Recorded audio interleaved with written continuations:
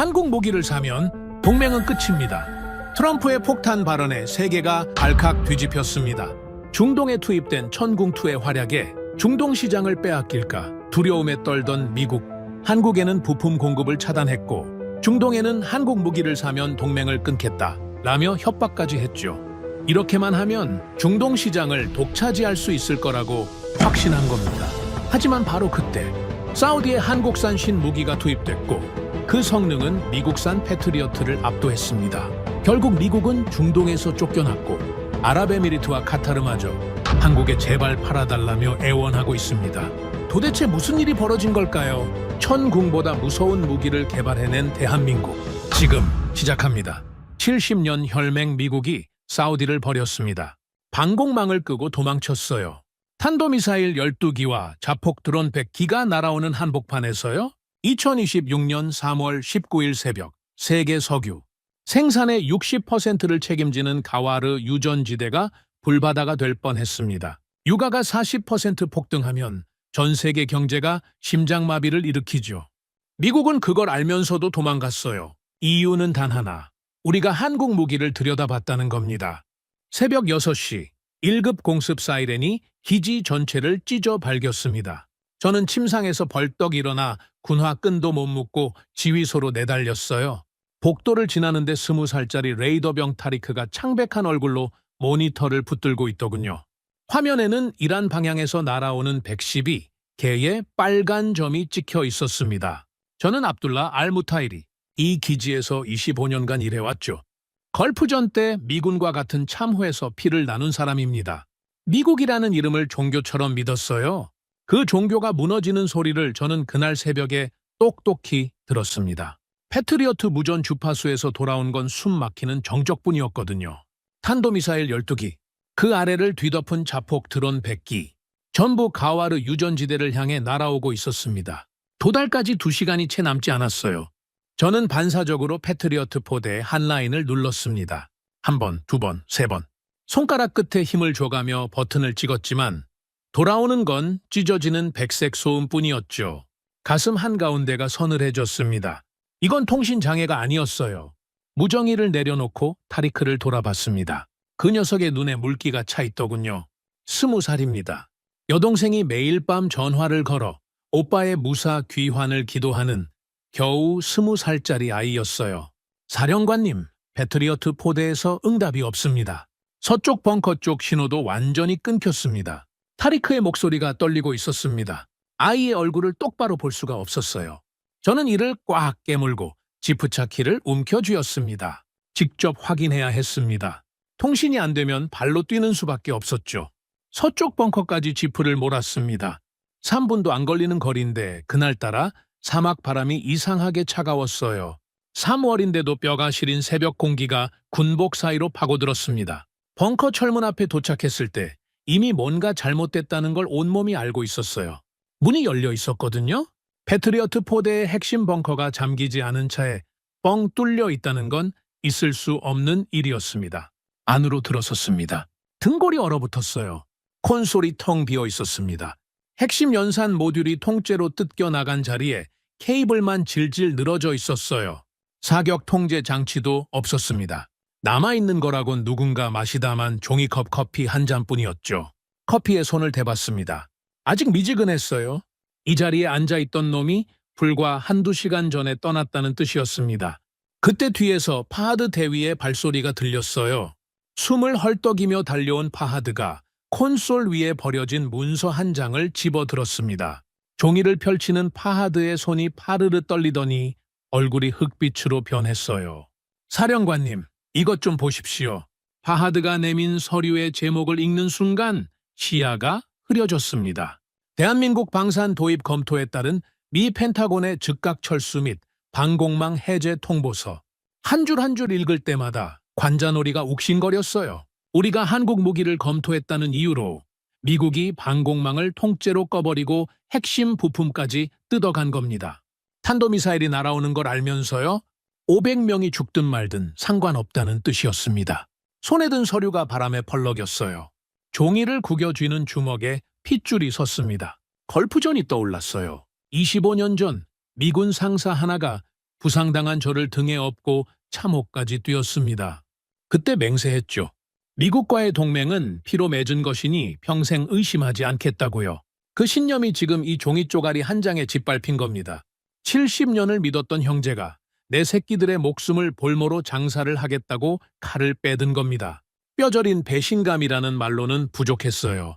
평생 신봉해온 모든 것이 사기였다는 자괴감이 목구멍을 틀어막았습니다. 밖으로 나왔을 때 기지 전체가 아수라장이었어요. 사이렌 소리 아래서 병사들이 뛰어다니고 있었습니다. 어디로 뛰는지도 모르면서 그냥 뛰는 거였죠.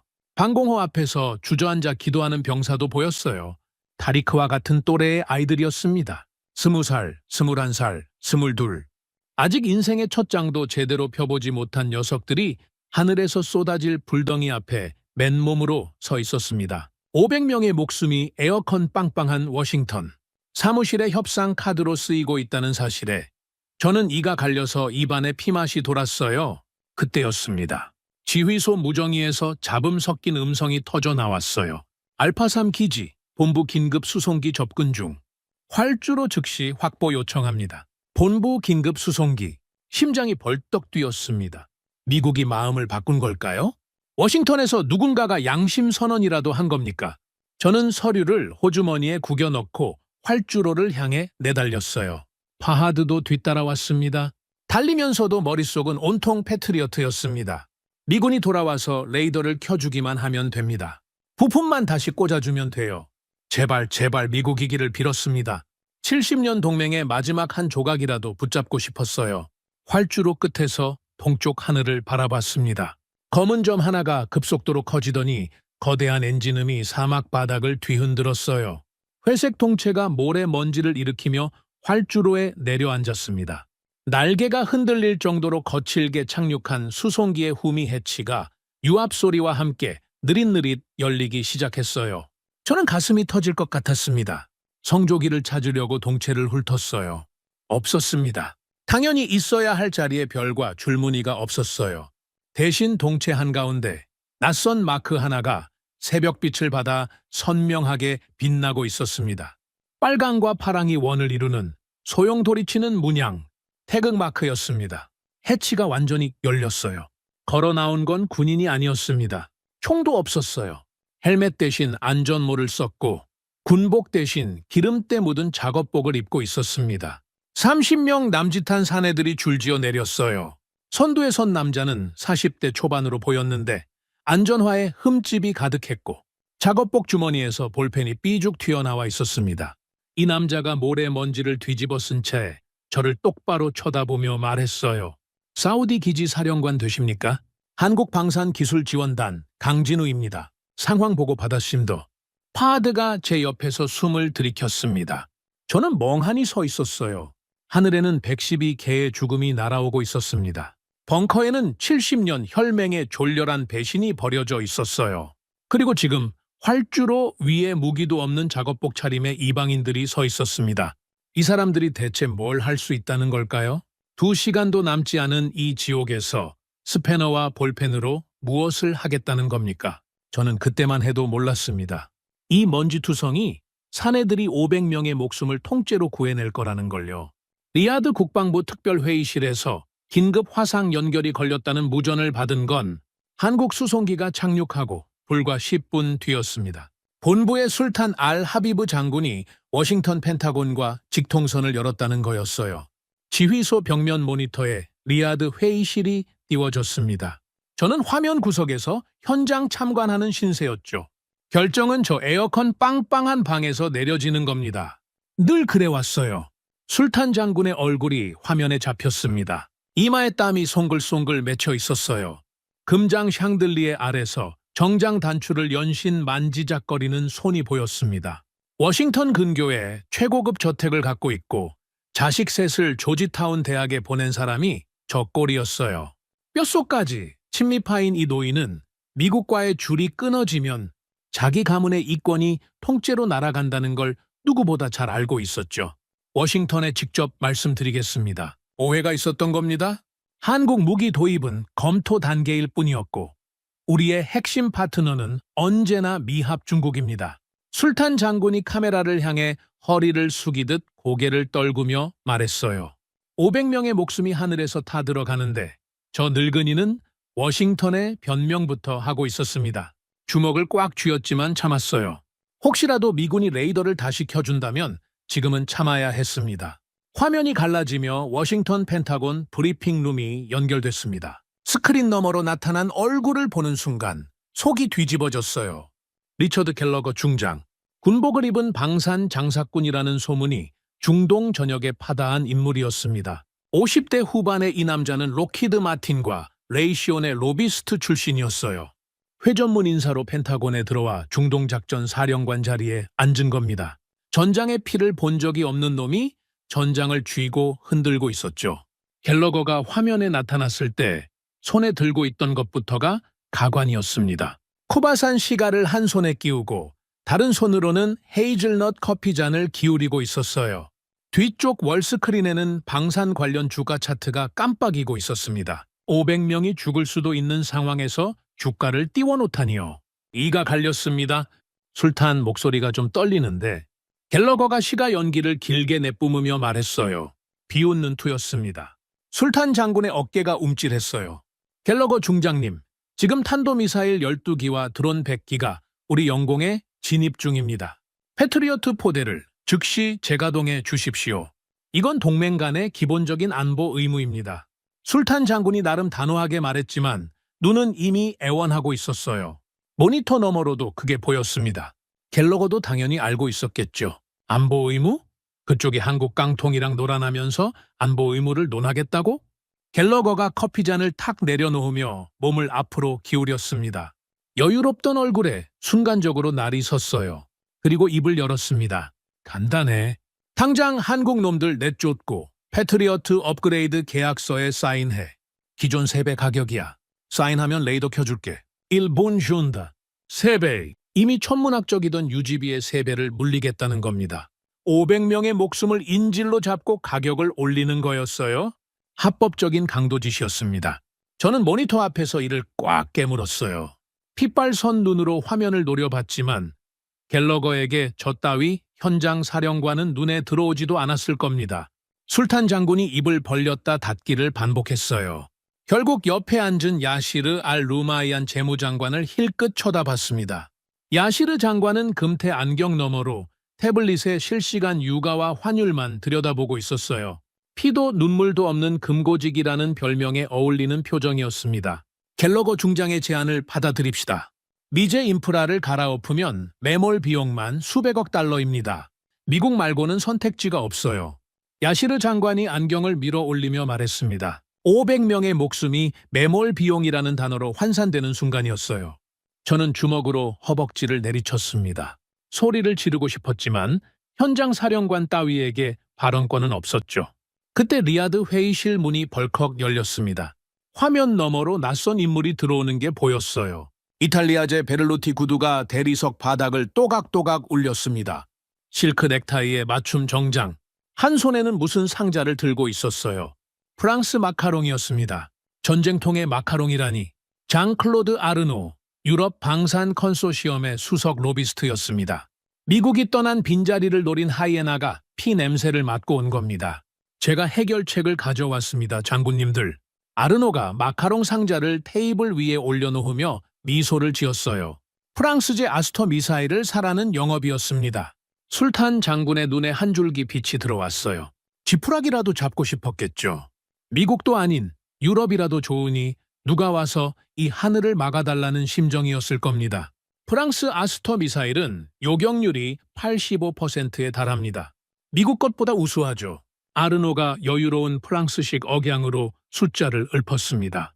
저는 모니터 앞에서 한 가닥 신락 같은 기대를 품었어요. 85%라도 좋았습니다. 지금 하늘이 뚫리면 다 끝이니까요. 당장 쏠 수 있습니까? 제가 참지 못하고 무전에 대고 직접 물었습니다. 현장 사령관의 목소리가 리야드 스피커를 타고 울렸어요. 아르노가 카메라를 향해 고개를 살짝 기울이더니 어깨를 한번 으쓱했습니다. 그 동작이 이상하게 느릿느릿했어요. 오, 사령관님. 예술품을 만드는 데는 시간이 필요합니다. 선금 50%를 보내주시면 납기일은 24개월 뒤입니다. 24개월. 귀를 의심했습니다. 미사일이 2시간도 안 남아서 머리 위로 떨어지는데 24개월이라고요. 저놈은 지금 우리가 죽어가는 걸 보면서 계약서를 팔러 온 겁니다. 미국 놈이나 유럽 놈이나 똑같았어요. 죽음 앞에서 장부를 펼치는 비열한 장사치들이었습니다. 술탄 장군의 얼굴이 잿빛으로 변했어요. 야시르 장관은 태블릿 화면에서 눈을 떼지 못했습니다. 아르노는 마카롱을 하나 집어들더니 태연하게 베어 물었어요. 리아드 회의실 전체가 절망으로 가라앉았습니다. 모니터를 보는 제 시야가 흔들렸어요. 워싱턴의 갤러거는 500명을 볼모로 3배 가격을 불렀고 유럽의 아르노는 불타는 하늘 아래서 24개월짜리 영수증을 내밀었습니다. 남의 나라 병사들이 죽어가는 걸 보면서 강대국이라는 놈들은 전부 계산기를 두드리고 있었어요. 500명의 목숨이 에어컨 룸의 엑셀표 위에서 숫자로 처리되고 있었습니다. 지옥이 따로 없었어요. 손이 떨렸습니다. 이번엔 공포가 아니었어요. 분노였습니다. 뱃속에서 뜨거운 게 치밀어 올라왔어요. 25년간 미국 앞에서 고개를 조아려온 세월이 70년간 강대국 비위를 맞춰가며 안보를 구걸해온 역사가 한꺼번에 목구멍을 틀어막았습니다. 이 양아치 새끼들 입속으로 중얼거린 게 아니었어요. 소리가 터져 나왔습니다. 이 양아치 새끼들! 지휘소에 있던 파하드와 타리크가 깜짝 놀라 뒤를 돌아봤어요. 저는 옆에 있던 의자를 번쩍 들어 올렸습니다. 그리고 미군 통신 콘솔을 향해 내리쳤어요. 쾅! 콘솔 표면이 갈라졌습니다. 한 번 더 내리쳤어요. 쾅! 모니터가 터지며 파편이 튀었습니다. 갤러거의 얼굴이 화면에서 사라졌어요. 아르노의 미소도 사라졌습니다. 불꽃이 튀는 콘솔 잔해를 내려다보며 거칠게 숨을 몰아쉬었습니다. 25년간 종교처럼 믿어왔던 미국과의 연결이 끊어진 순간이었어요. 어깨가 들썩일 만큼 거친 호흡이 가라앉지 않았습니다. 파하드가 조심스럽게 다가왔어요. 사령관님, 한국 팀장이 지휘소로 오고 있습니다. 세팅을 시작하겠다고 합니다. 저는 박살난 콘솔에서 눈을 돌렸습니다. 지휘소 입구 쪽에서 안전화 소리가 가까워지고 있었어요. 기름때 묻은 작업복을 입은 그 남자가 스패너를 손에 쥔 채 문 앞에 서 있었습니다. 강진우, 표정이 없었어요. 놀라지도 않았고 기죽지도 않았습니다. 박살난 콘솔을 한번 훑어보더니 저를 똑바로 보며 입을 열었어요. 상황은 알고 있심더. 시간 없으이 바로 하겠심더. 그 한마디에 뭔가가 달라졌습니다. 설명할 수 없었어요. 갤러거의 목소리에서는 거래만 들렸고 아르노의 목소리에서는 영업만 들렸는데 이 남자의 목소리에서는 그런 게 없었습니다. 시간이 없으니 바로 하겠다. 그게 전부였어요. 강진우가 지휘소를 나서며 한 말은 딱 한마디였습니다. 활주로 나갑니데이. 저는 파하드에게 눈짓을 했어요. 따라가자는 뜻이었죠. 파하드가 고개를 끄덕이며 뒤따랐습니다. 세 사람이 지휘소를 나서자 사막의 새벽 바람이 얼굴을 핥히었어요. 공습 사이렌은 여전히 기지 전체를 긁어대고 있었습니다. 멀리 변경 쪽에서 병사들이 뛰어다니는 발소리가 어지럽게 섞여 들렸어요. 활주로에 도착하니 한국 수송기 뒤편으로 30명의 한국 엔지니어들이 이미 장비를 내리고 있었습니다. 군인이 아니었어요. 전부 기름때 묻은 작업복에 안전모를 쓰고 있었죠. 누가 시킨 것도 아닌데 각자 위치로 흩어지는 동작이 기계처럼 정확했습니다. 입을 여는 사람이 없었어요. 고개짓과 손짓만으로 움직였습니다. 그때 지휘소 무정위에서 리아드 본부의 주파수가 잡혔어요. 술탄 장군의 목소리였습니다. 압둘라, 당장 그 아시아 깡통들 활주로에서 치워라. 미국과의 관계를 완전히 망칠 셈이냐. 술탄 장군이 길길이 날뛰고 있었습니다. 목소리가 찢어질 듯 갈라져 있었어요. 워싱턴에 잘 보이려고 발악하는 거였죠. 저는 무정위를 내려다봤습니다. 30분 전에 워싱턴이 우리를 어떻게 대했는지 술탄 장군도 똑같이 봤을 겁니다. 그런데도 미국의 바짓가랑이를 놓지 못하는 겁니다. 자식들을 미국에 보내놨으니까요. 저택이 워싱턴에 있으니까요. 나라보다 가문이 먼저인 놈이었습니다. 강진우가 무정위 소리를 들었는지 안 들었는지 알 수 없었어요. 아마 들었을 겁니다. 하지만 눈 하나 깜짝하지 않았습니다. 지게차에 올라탄 강진우가 시동을 걸며 내뱉은 말은 이거였어요. 시간 없심더. 바로 세팅합니데이. 지게차가 활주로 서쪽 끝을 향해 달려갔습니다. 저는 파하드와 함께 뒤따랐어요. 활주로 서쪽은 텅 빈 사막이었습니다. 미군 패트리어트 포대가 있던 자리에서 200m 떨어진 모래벌판, 아무것도 없는 줄 알았어요. 열흘 전 한국팀이 시연 명목으로 왔을 때 이 근처에서 뭔가를 했다는 보고를 받긴 했지만 장비 테스트 정도로만 생각했습니다. 강진우가 지게차를 세우더니 모래 위의 특정 지점을 발로 2번 찍었어요. 한국 엔지니어 4명이 곧바로 달려왔습니다. 삽을 들고 모래를 파기 시작했어요. 30초도 안 돼서 삼날의 금속이 부딪히는 소리가 울렸습니다. 깡 하는 소리에 파하드와 제가 동시에 고개를 숙여 들여다봤어요. 모래 속에서 거대한 위장천이 드러났습니다. 엔지니어들이 천을 잡아 벗기자 사막색으로 칠해진 발사대의 육중한 자태가 모습을 나타냈어요. 그 옆으로 또 하나, 또 하나. 열흘 전 시연 명목으로 강진우 팀이 몰래 모래 밑에 숨겨두었던 장비들이었습니다. L3 장거리 요격체계, 천군기, 비호복합, 풀세트였어요. 등에서 소름이 돋았습니다. 이 사람들은 이미 알고 있었던 겁니다. 미국이 떠날 수 있다는 걸요. 그래서 열흘 전에 보험을 묻어둔 겁니다. 모래 밑에요. 저는 강진우를 돌아봤어요. 강진우는 이미 발사대 옆으로 달려가 볼트를 점검하고 있었습니다. 설명 같은 건 없었어요. 이 남자에게는 말보다 손이 먼저였습니다. 미군 매뉴얼에 따르면 패트리어트 미사일 한 발을 장전하는데 최소 15분이 걸립니다. 기술 인력 6명이 달라붙어 안전점검 절차를 밟고 콘솔 승인을 받고 유압 라인을 확인한 뒤에야 볼트를 조이는 겁니다. 15분, 12발이면 3시간이에요? 지금 남은 시간이 1시간 남짓인데 3시간이라니 어림도 없는 숫자였죠. 강진우가 발사대 앞에 쪼그려 앉더니 공구 가방에서 토크렌치를 꺼냈어요. 옆에 한국 엔지니어 2명이 달라붙었습니다. 셋이서 말 한마디 없이 볼트를 잡았어요. 드르륵 드르륵. 토크렌치가 돌아가는 소리만 사막에 울렸습니다. 한 발 장전 완료. 강진우가 일어서며 옆 발사대로 뛰었어요. 또 쪼그려 앉고 또 볼트를 잡았습니다. 시계를 봤어요. 3분이었습니다. 미군이 한 발에 15분 걸리던 걸 이 사람들은 셋이서 3분 만에 끝낸 겁니다. 저는 파하드를 돌아봤습니다. 파하드의 입이 벌어져 있었어요. 한국 육군 보병학교에서 위탁 교육을 받은 청년이라 한국인을 알고 있었지만 이건 다른 차원이었습니다. 파하드가 아랍어로 중얼거렸어요. 저 사람들은 기계를 사람 몸의 일부처럼 다루고 있습니다. 그 사이에도 활주로 곳곳에서 한국 엔지니어들이 위장천을 벗겨내고 장비를 세팅하고 있었어요. 소리를 지르는 사람이 없었습니다.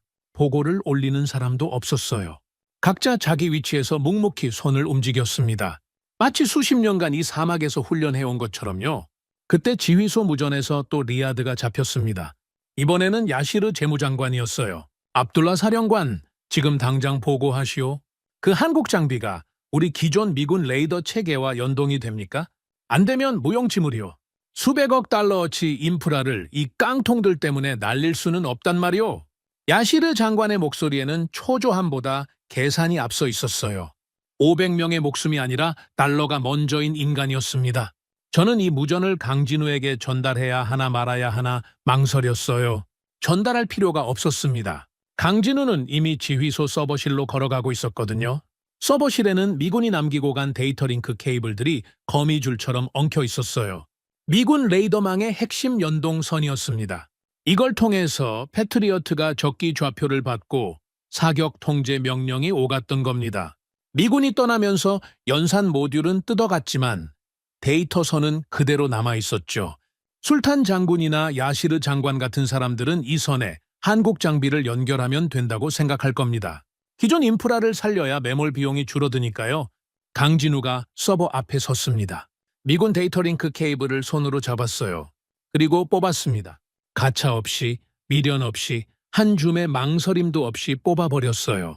파하드가 숨을 들이켰습니다. 저도 놀랐어요. 그건 미군 체계와의 마지막 연결 고리였거든요.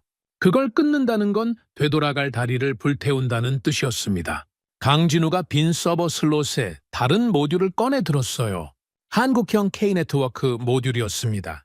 손바닥만 한 검은 상자를 슬롯에 밀어넣고 쾅 하고 잠금 레치를 눌렀습니다. 초록색 불이 순서대로 들어오기 시작했어요. 하나, 둘, 셋. 불빛이 일렬로 켜지는 걸 보며 강진우가 처음으로 고개를 끄덕였습니다. 독자 네트워크 연결 완료입니다. 미군 레이더 없이 독자적으로 돌아가는 체계였어요. 탐지, 추적, 유도를 전부 하나의 시스템에서 해내는 겁니다. 별도의 추적 레이더가 필요 없다는 뜻이었죠. 파하드가 제 팔을 잡으며 낮은 목소리로 말했어요.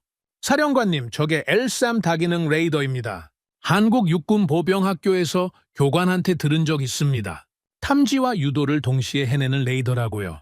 파하드의 말이 끝나기도 전에 지휘소 메인 스크린에 변화가 생겼습니다. 미군 레이더가 꺼진 뒤 깜깜하던 화면이 갑자기 살아나기 시작한 거였어요.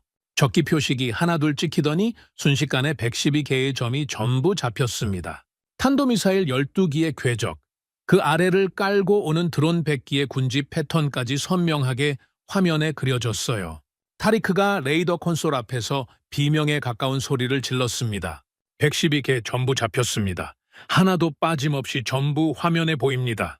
미군 패트리어트 레이더로는 동시 추적이 32기가 한계였어요. 나머지는 순차적으로 돌려가며 잡아야 했습니다.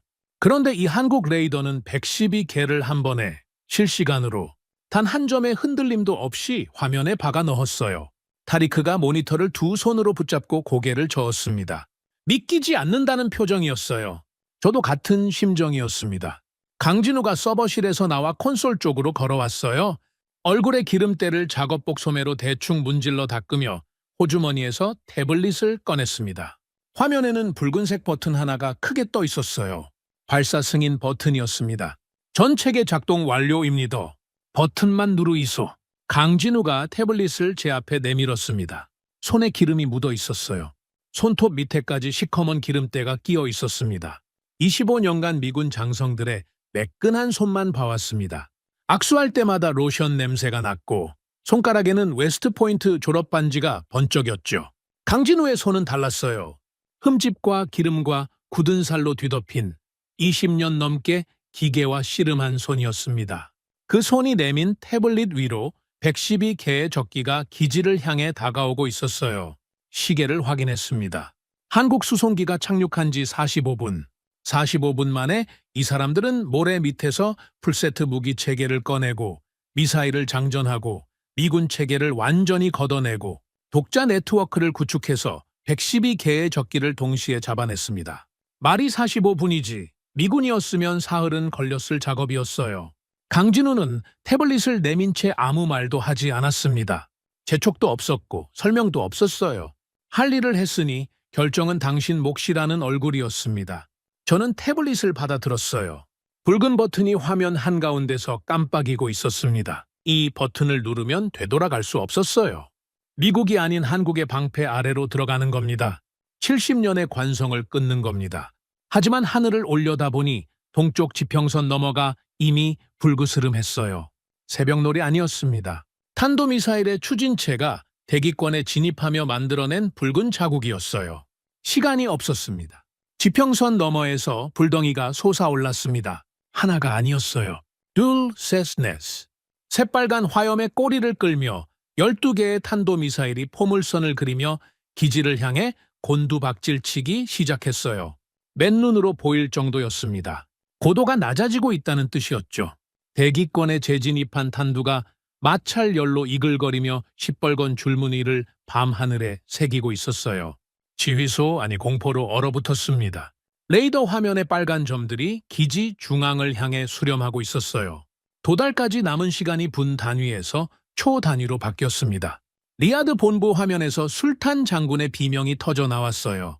끝이다. 다 끝났어.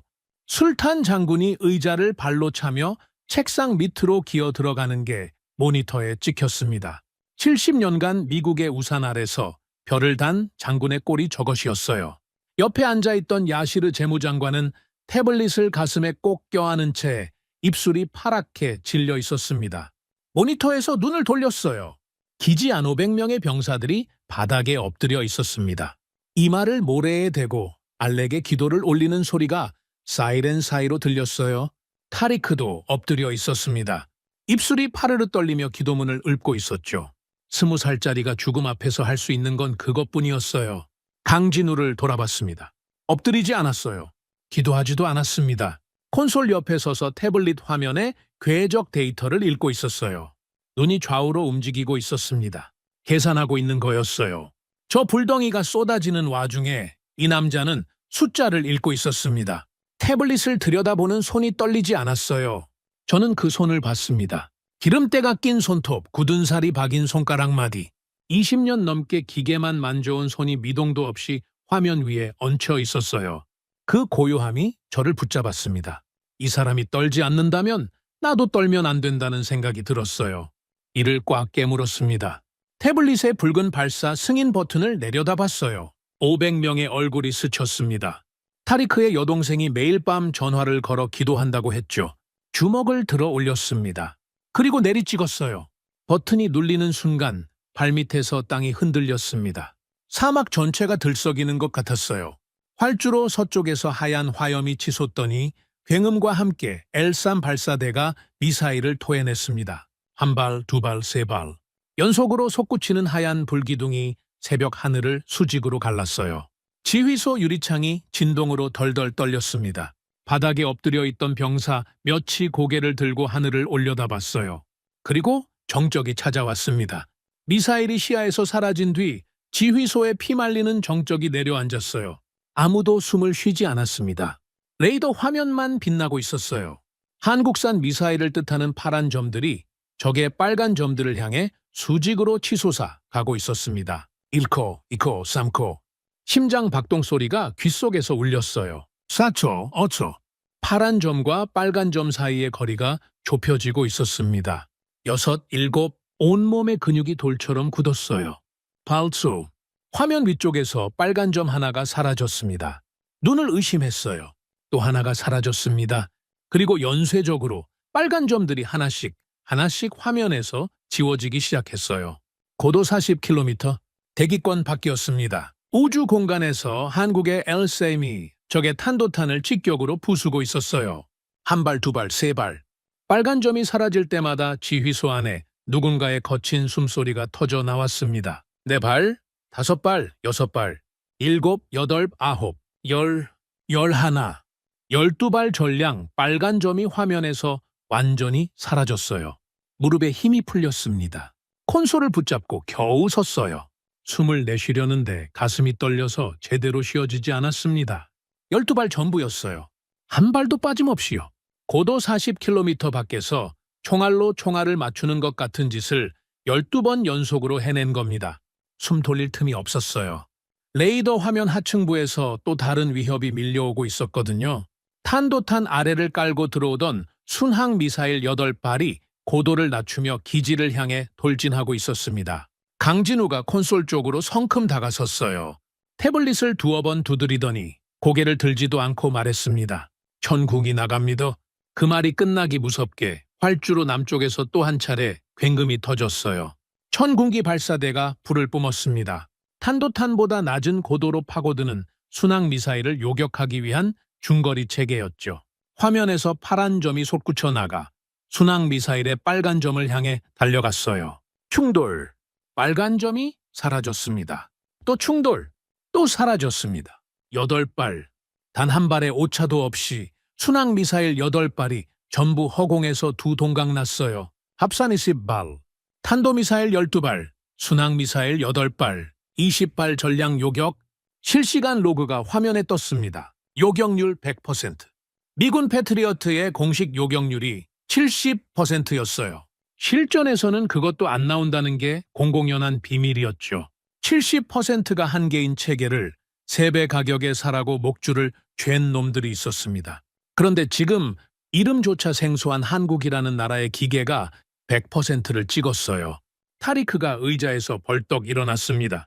레이더 화면을 두 손으로 붙잡더니 눈물 콧물이 범벅이 된 얼굴로 소리를 질렀어요. 100% 클리어입니다. 하늘이 깨끗합니다. 타리크의 비명 같은 환호가 지휘소를 때렸습니다. 바닥에 엎드려 기도하던 병사들이 하나둘 고개를 들었어요. 모니터를 올려다봤습니다.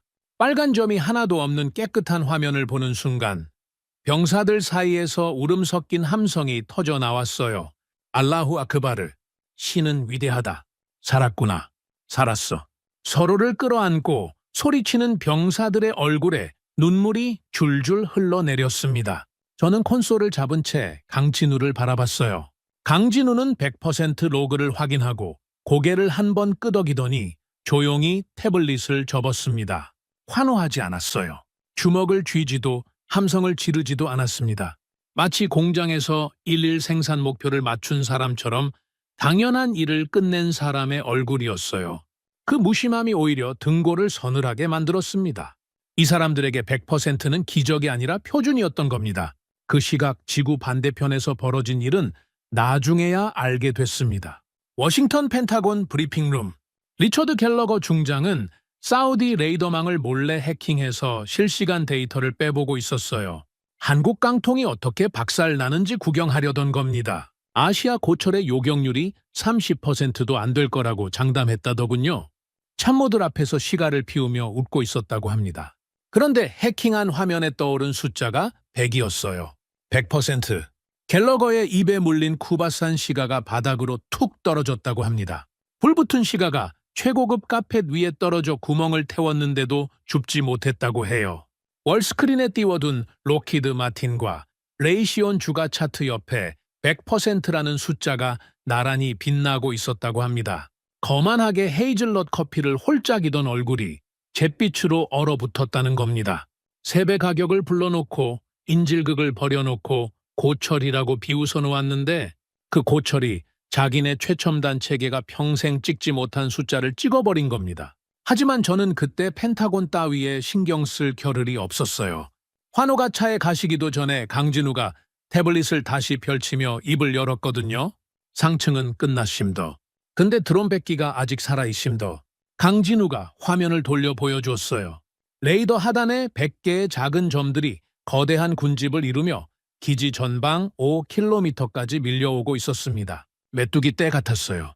하늘 높이서 쏟아지는 탄도탄과는 성격이 달랐습니다. 낮게 깔리고 빠르고 숫자가 많았어요. 자폭 드론 100기. 이게 진짜 지옥이었습니다.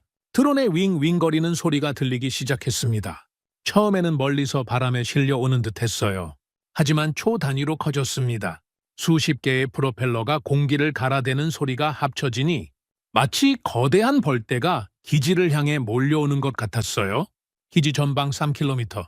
육안으로는 아직 보이지 않았지만 레이더 화면에서 100개의 점이 부채꼴로 펼쳐지며 밀려오고 있었습니다.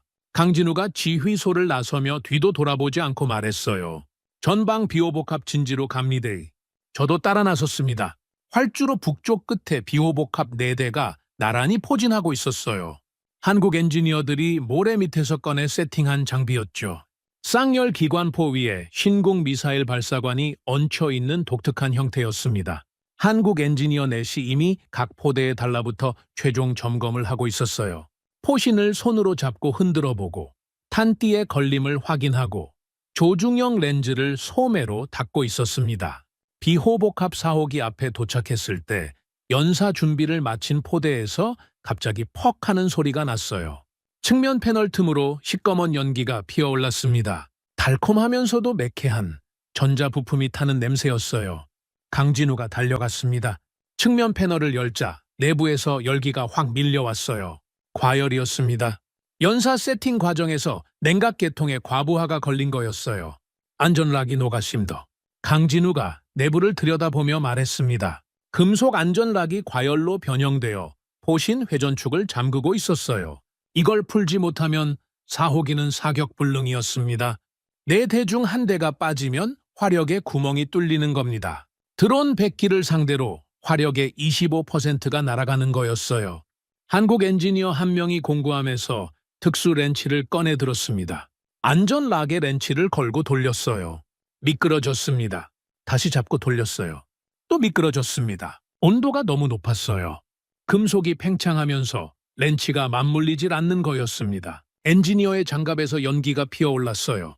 장갑 너머로도 열기가 전달되고 있었습니다. 온도가 120도까지 올랐심더. 공구로는 안 풀립니다. 엔지니어가 손을 빼며 보고했어요. 120도? 고기를 구울 수 있는 온도였습니다. 공구가 미끄러지는 건 금속 표면이 열팽창으로 미세하게 부풀어 올랐기 때문이었어요. 냉각을 기다리자니 시간이 없었습니다.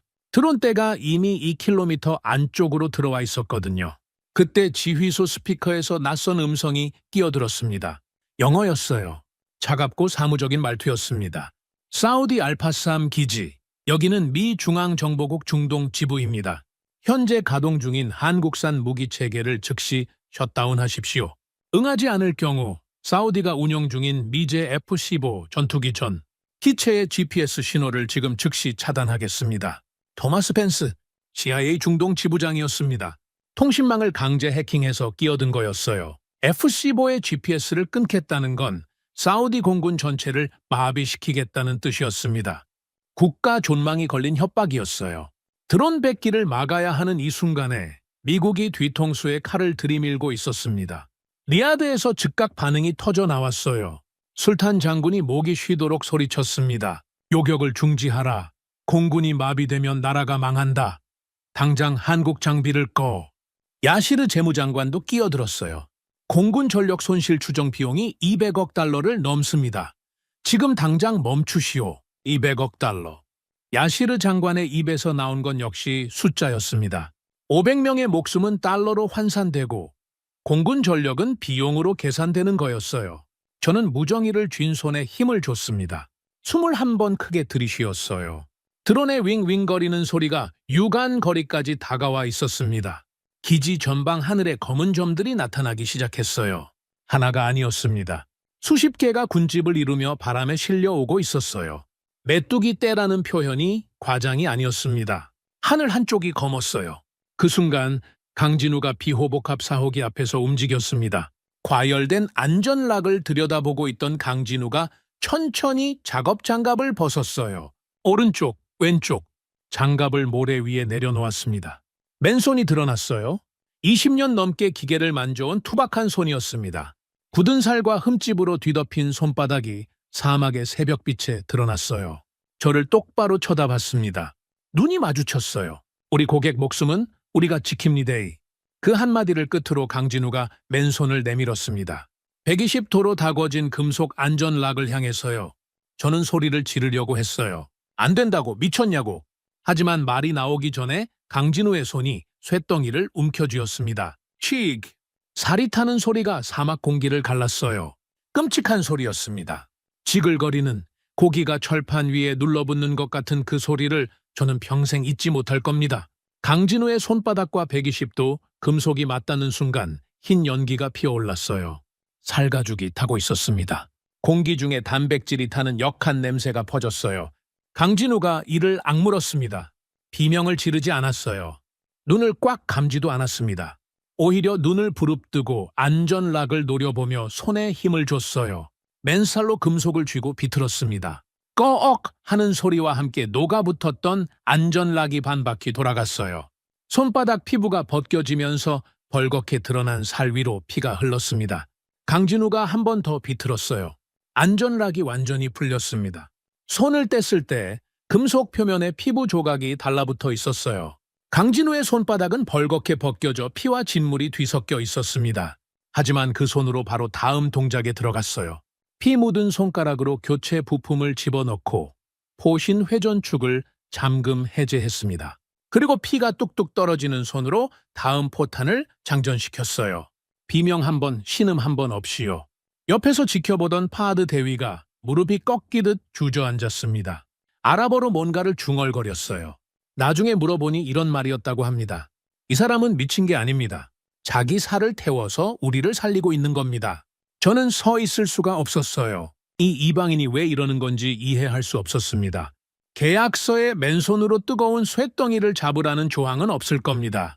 아무도 시키지 않았어요. 누가 볼모를 잡은 것도 아니었습니다. 500명의 사우디 병사를 살리기 위해 자기 손이 타들어가는 걸 기꺼이 감수한 겁니다. 에어컨 룸에서 세배 가격을 부르며 비웃던 놈들이 떠올랐어요. 마카롱을 씹으며 24개월을 짓거리던 놈도요. 그 놈들과 지금 피를 흘리며 서 있는 이 남자 사이의 거리가 저에게는 지구와 달만큼 멀게 느껴졌습니다. 뭔가가 가슴 안쪽에서 터졌어요. 분노와 감사와 치욕과 각성이 한꺼번에 몰려왔습니다. 25년간 미군과 어깨 동무를 했다고 자부했습니다. 미국이 진짜 형제라고 믿었어요. 그런데 진짜 형제는 3배 가격표를 들이미는 놈이 아니었습니다. 내 새끼들을 살리기 위해 기꺼이 제 손을 불태우는 이 이방인이야말로 우리가 평생 찾던 진짜 동맹이었어요. 저는 돌아서서 지휘소로 걸어갔습니다. 미군 자녀 통신선이 서버렉 한쪽에 아직 연결되어 있었어요. CIA 벤스가 해킹해 들어온 그 선이었습니다. 벽에 걸린 비상도끼를 뽑았어요. 도끼를 쥔 손에 힘을 줬습니다. 솔직히 떨리지 않았다면 거짓말이에요. 이 선을 끊는 순간 미국과 완전히 끝나는 겁니다. FC5 GPS가 끊길 수도 있어요.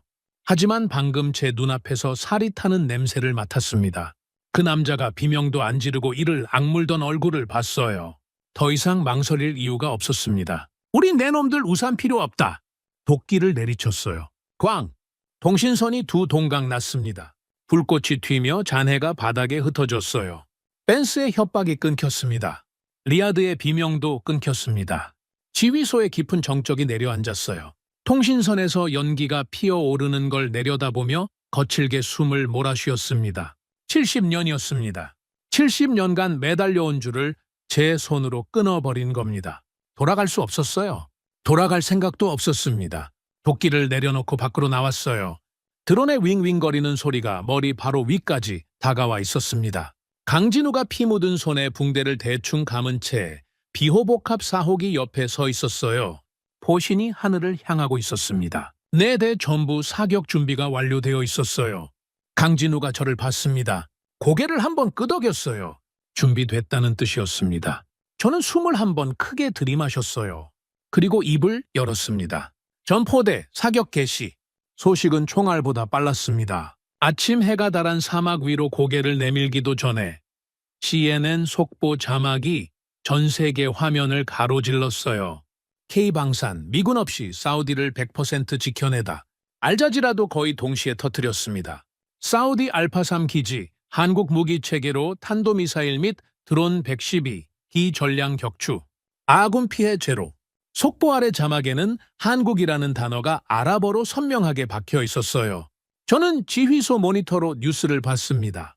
몇 시간 전까지 죽음이 쏟아지던 하늘이 이제는 전 세계 방송국의 헤드라인을 뒤덮고 있었어요. 앵커들이 흥분한 목소리로 요격률 100%라는 숫자를 반복했습니다.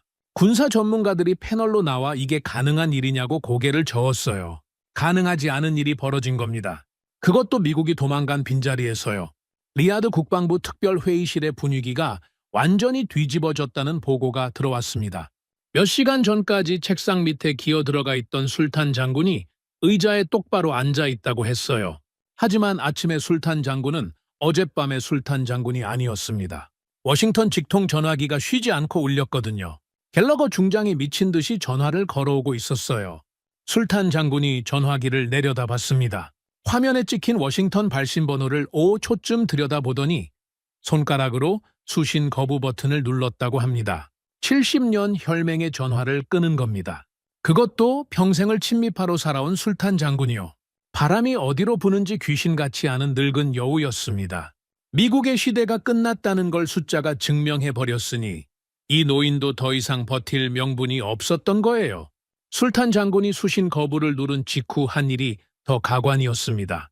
리야드 회의실에 한국 박동훈 국장이 입장했거든요.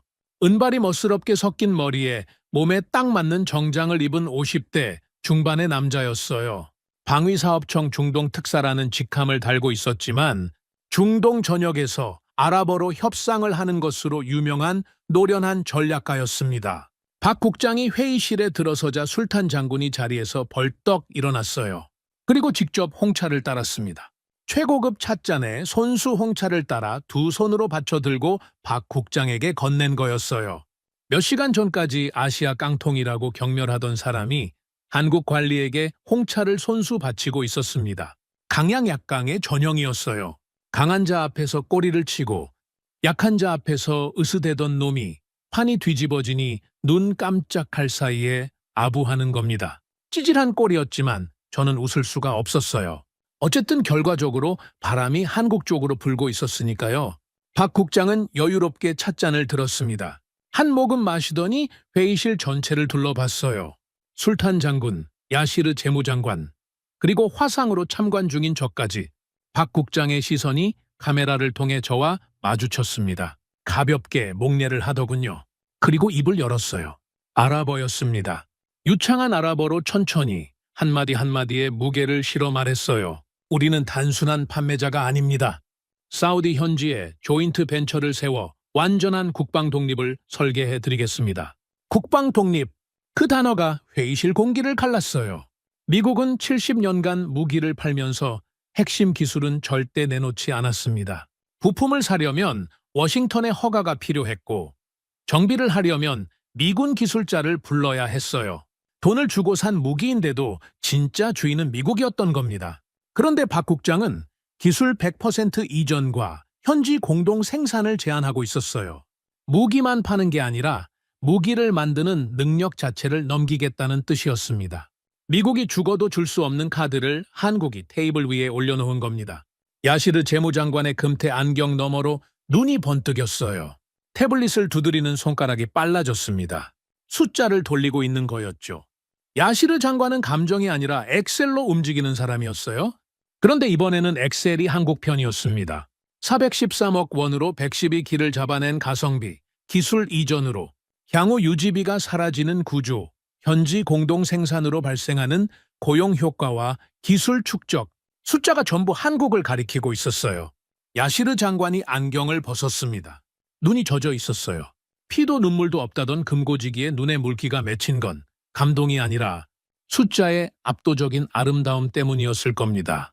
야시르 장관이 계약서를 꺼내 들었어요. 1000군기와 비호복합 대규모 도입 계약이었습니다. 조 단위 금액이 찍혀 있었어요. 장관이 만년필 뚜껑을 열더니 서명란의 한치의 망설임도 없이 이름을 써 넣었습니다. 잉크가 마르기도 전에 옆 페이지도 넘겼어요. 계약서의 사인이 끝나기가 무섭게 회의실 밖에서 소란이 일었습니다. 문을 두드리는 소리가 급박했어요. 경호원이 문을 열자 숨을 헐떡이는 남자 하나가 뛰어 들어왔습니다. 군용 점퍼를 입고 있었는데 비행기에서 내린 지 얼마 안 되는 듯 머리카락이 바람에 엉켜 있었어요. 박 국장님! 남자가 숨을 몰아쉬며 외쳤습니다. 폴란드어 억양이 섞인 영어였어요. 안제이 노박 폴란드 국방부 차관이었습니다. 알파3 기지의 소식을 듣자마자 군용기를 타고 리야드로 날아온 거였어요. 노박 차관이 정장 안쪽 주머니에서 구겨진 서류를 꺼냈습니다. 펼치며 말했어요. 우리 폴란드도 방금 패트리어트 전량 계약 파기를 통보했습니다. 천궁 6포대, 묻고 더블로 갑시다. 회의실이 일순간 멈춘 것 같았어요. 술탄 장군의 입이 벌어졌습니다. 야시르 장관이 태블릿을 내려놓고 노박 차관을 바라봤어요. 박 국장만 여유로운 미소를 지으며 찻잔을 테이블에 내려놓았습니다. 마치 이 장면을 기다리고 있었다는 듯이요. 도미노가 시작된 겁니다. 뉴스가 터진 지 2시간도 안 돼서 UAE 국방특사한테 전화가 왔어요. 기존 패트리어트 계약 파기를 검토 중이라는 내용이었습니다. 인도 국방부에서도 연락이 왔어요. 한국 방공체계에 대한 긴급 브리핑을 요청한다는 거였죠. 간을 보고 있던 나라들이 100%라는 숫자 하나에 일제히 움직이기 시작한 겁니다. 같은 시각 뉴욕 증시가 개장했습니다. 결과는 처참했어요. 록히드 마틴 주가가 장 시작과 동시에 수직 낙하했습니다. 마이너스 5%, 마이너스 8%, 마이너스 12%, 브레이크 없이 곤두박질 쳤어요. 레이시온도 마찬가지였습니다. 장 중반에 두 회사 모두 마이너스 15%를 찍었어요. 미국 방산업의 양대 산맥이 하루 만에 시가총액의 15%를 증발시킨 겁니다. 70년간 중동의 피를 빨아먹으며 쌓아올린 탑이 한국산 포탄 한 방에 균열이 간 거였어요. 불은 거기서 끝나지 않았습니다. 전날 밤 CIA 벤스가 통신망을 해킹해서 협박했던 음성이 있었죠. 한국 무기 안 끄면 F-15 GPS 끊겠다던 그 녹음이요. 누군가가 그 통화를 녹음하고 있었어요. 새벽 전투가 끝나고 차에 3시간이 지나기 전에 그 음성 파일이 중동 전역의 SNS에 풀렸습니다. 아랍어 자막까지 달려서요. 미국이 자기네 무기를 산 동맹국의 전투기 GPS를 끊겠다고 협박하는 육성이었습니다. 미국 무기를 사면 영원히 노예가 된다는 공포가 중동 전역을 강타했어요. 댓글이 폭발했습니다. 미국산 무기는 족쇄다. 한국은 족쇄가 아니라 열쇠를 줬다. 기술을 이전하고 스스로 설 수 있게 해준 나라는 한국뿐이다. 해시태그가 아랍어로 트렌드에 올랐어요. 펜스의 협박은 미국 방산 제국의 본질을 전 세계에 까발린 자충수가 되어버린 겁니다. 리야드 회의실에서 무함마드 빈 나예프 왕세자가 전군 포고문을 발표했습니다. 왕세자는 감정을 드러내지 않는 차가운 군주로 유명한 사람이었어요. 그날도 마찬가지였습니다. 단 한 줄의 낭비도 없는 문장으로 선언했어요. 오늘부로 로키드 마틴과의 모든 거래를 파기한다. 사우디아라비아의 새로운 안보 표준은 대한민국이다. 그 한마디가 떨어지는 순간 회의실이 쥐 죽은 듯 조용해졌다고 합니다. 술탄 장군이 고개를 떨구었고 야시르 장관이 만년필을 내려놓았으며 노박 차관이 옆에서 박수를 치려다 분위기를 읽고 멈췄다고 해요. 왕세자의 선언은 박수를 받을 성격의 것이 아니었습니다. 70년의 시대를 닫고 새로운 시대를 여는 도장이었어요. 박수가 아니라 묵념에 가까운 무게가 필요한 순간이었죠. 그 시각 지구 반대편 워싱턴에서는 갤러거 중장이 펜타곤 브리핑룸에서 기자들에게 둘러싸여 있었습니다. 속보가 터진 뒤 1시간 만에 기자회견이 열린 거였어요. 갤러거가 단상에 올랐을 때 첫 번째 질문이 날아왔습니다. 중장님, 아시아 고철이라고 하셨는데 100% 요격은 어떻게 설명하시겠습니까? 갤러거의 이마에 땀줄기가 흘러내렸다고 합니다. 두 번째 질문이 이어졌어요. 패트리어트 요격률 70%와 한국 체계 100%의 차이를 납세자에게 어떻게 해명하실 겁니까? 갤러거가 입을 벌렸다, 닫았다를 반복했다고 해요. 대답이 나오지 않는 거였습니다. 뒤쪽 월스크린에는 로키드 마틴 주가가 마이너스 15%로 찍혀 있었고 그 옆에 한국 방산주 폭등 속보가 나란히 걸려 있었습니다. 갤러거가 단상에서 내려왔어요. 뒷문으로 나갔다고 합니다. 기자들의 질문을 등 뒤로 흘리며 도망친 거였어요. 헤이즐넛 커피를 홀짝이며 3배 가격을 불렀던 놈의 마지막 모습이 그것이었습니다. 3월 19일 아침 알파3 기지의 하늘이 거짓말처럼 맑았습니다. 밤새 불덩이가 쏟아지고 폭발이 하늘을 갈랐던 그 하늘이 먼지 한 점 없이 투명하게 개어 있었어요. 사막의 아침 공기가 차갑고 깨끗했습니다. 어젯밤 화약 냄새와 타는 쇳내가 바람에 씻겨 나간 자리에 모래와 햇살 냄새만 남아 있었어요. 활주로에 한국 수송기의 엔진이 돌아가고 있었습니다. 이륙 준비를 마친 거대한 회색 동체 앞에 30명의 한국 엔지니어들이 도열해 있었어요. 어젯밤과 같은 차림이었습니다. 기름때 묻은 작업복, 흠집 가득한 안전화, 주머니에 꽂힌 볼펜, 군복이 아니었고 훈장도 없었어요. 이 사람들은 끝까지 엔지니어였습니다. 지휘소 모니터에서는 전 세계 뉴스가 쉬지 않고 쏟아지고 있었어요. CNN, 알자이라, BBC. 모든 화면에 한국이라는 단어가 박혀 있었습니다. 한국 방산주가 장 시작과 동시에 폭등했다는 속보도 지나갔어요. 증권 전문가들이 K방산 시대의 개막이라며 흥분한 목소리로 떠들고 있었습니다. 세계가 난리였어요. 활주로의 30명은 스마트폰을 꺼내보는 사람이 한 명도 없었습니다. 세상이 자기들 이름을 부르고 있는데 아무도 관심이 없는 거였어요. 강진호 팀장이 선두에 서서 공구함을 점검하고 있었습니다. 피가 베어 붕대가 벌겋게 물든 손으로 공구 하나하나를 세고 빠진 게 없는지 확인하고 있었어요. 스패너, 토크렌치, 절연 테이프, 멀티미터. 다음 현장에서 쓸 장비를 챙기는 거였습니다. 방금 500명의 목숨을 살린 사람이 지금 공구함 재고를 세고 있었어요. 저는 지휘소를 나서 활주로로 걸어갔습니다. 다리가 무거웠어요. 이 사람들을 보내야 한다는 게 실감이 나지 않았습니다. 불과 12시간 전에 이 활주로에서 처음 만났어요. 12시간. 그 사이에 이 이방인들은 모래 밑에서 방패를 꺼내고 미사일을 장전하고 미군 체계를 걷어내고 독자 네트워크를 세우고 탄도미사일 12발과 순항미사일 8발과 드론 100기를 전부 잡아냈습니다. 그리고 맨손으로 쇳덩이를 잡아 돌렸어요. 12시간이 25년보다 깊었습니다. 미군과 25년을 함께했지만 한 번도 느끼지 못한 것을 이 사람들한테서 12시간 만에 느꼈어요. 강진우에게 다가갔습니다. 강진우는 공구함 뚜껑을 닫고 일어서며 저를 봤어요. 여전히 무심한 얼굴이었습니다. 감정이 없는 게 아니라 감정을 밖으로 꺼내는 법을 모르는 사람의 얼굴이었어요. 공단에서 20년, 연구소에서 20년을 기계와 씨름하면 저렇게 되는 걸까요? 강진우의 손을 봤습니다. 붕대가 감겨 있었지만 감싸지 못한 손가락 끝이 보였어요.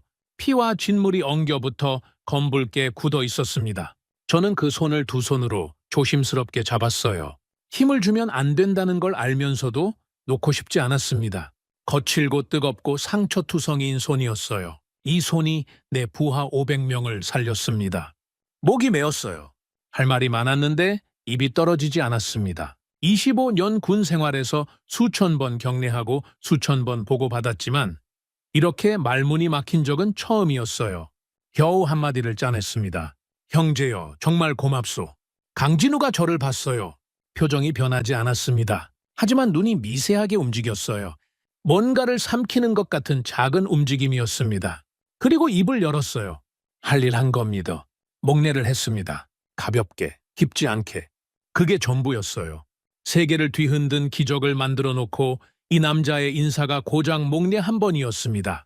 악수를 풀고 돌아서는 강진우의 등에서 땀 냄새와 기름 냄새가 섞여났어요. 영웅의 냄새는 향수가 아니었습니다. 작업장의 냄새였어요. 그때 활주로 뒤쪽에서 발소리가 쏟아졌습니다. 한둘이 아니었어요. 수십, 수백의 발이 모래를 밟는 소리가 뒤섞여 밀려왔습니다. 뒤를 돌아봤어요. 파하드 대위를 선두로 병사들이 활주로로 달려오고 있었습니다. 500명이었어요. 어젯밤 살아남은 500명 전원이 변경에서 쏟아져 나와 활주로를 향해 달리고 있었습니다. 다리크도 보였어요. 맨 앞줄에서 두 손에 뭔가를 꼭 안고 뛰어오고 있었습니다. 병사들이 활주로에 도착했어요. 한국 엔지니어들 앞에 멈춰 서더니 일제히 목청을 터뜨렸습니다. 슈크란 코리아! 감사합니다, 한국. 500개의 목구멍에서 터져 나온 아랍어가 사막 공기를 뒤흔들었어요. 한 번이 아니었습니다. 두 번, 세 번. 점점 커지는 함성이 활주로를 가득 채웠습니다. 눈물을 흘리는 병사도 있었어요. 옆 사람의 어깨를 잡고 소리치는 병사도 있었습니다. 20살짜리 아이들이 목이 터져라 한국이라는 이름을 부르고 있었어요. 한국 엔지니어들이 멈칫했습니다. 처음으로 당황한 기색이 보였어요. 어젯밤 불덩이가 쏟아질 때도, 미군이 협박할 때도, 쇳덩이를 맨손으로 잡을 때도 흔들리지 않던 사람들이 감사하다는 말 앞에서 어쩔 줄 몰라 했습니다. 고개를 숙이는 사람, 안전모를 만지작거리는 사람, 모래를 발끝으로 긁는 사람, 칭찬받는데 익숙하지 않은 사람들의 어색함이었어요. 타리크가 앞으로 나왔습니다. 두 손에 안고 있던 걸 강진우 앞에 내밀었어요. 스케치북이었습니다. 표지가 모래먼지에 얼룩져 있었어요. 타리크가 떨리는 손으로 표지를 넘겼습니다. 태극기였어요. 빨강과 파랑의 원이 삐뚤빼뚤하게 그려져 있었습니다. 내 모서리의 건공앞니가 조금씩 비뚤어져 있었어요. 크레파스로 꾹꾹 눌러 칠한 흔적이 역력했습니다. 타리크의 여동생이 밤새 그린 거였어요. 매일 밤 오빠의 무사 귀환을 기도하던 그 아이가 오빠를 살려준 나라의 국기를 직접 그린 겁니다. 여동생이 그렸습니다. 오빠를 살려준 나라에 드리라고 했습니다. 타리크의 목소리가 떨리고 있었어요. 눈에 물기가 가득했습니다. 20살짜리 아이가 울음을 참으며 스케치북을 내밀고 있었어요. 강진우가 스케치북을 내려다봤습니다. 삐뚤빼뚤한 태극기를 한참 들여다봤어요. 그리고 변화가 일어났습니다. 어젯밤부터 바위처럼 굳어있던 얼굴에 처음으로 웃음이 번졌어요. 입꼬리가 올라가고 눈가에 주름이 잡혔습니다. 환하게 소년처럼 웃었어요. 20년간 공단과 연구소를 굴러먹으며 아부할 줄도, 연설할 줄도, 감정을 드러낼 줄도 모르던 남자가 삐뚤빼뚤한 크레파스 태극기 앞에서 웃고 있었습니다. 고개를 숙여 두 손으로 스케치북을 받았어요. 붕대 감긴 손으로 조심스럽게 진귀한 보물을 다루듯이요. 강진우가 스케치북을 가슴에 안고 수송기 쪽으로 돌아섰어요. 30명의 엔지니어들이 뒤따랐습니다.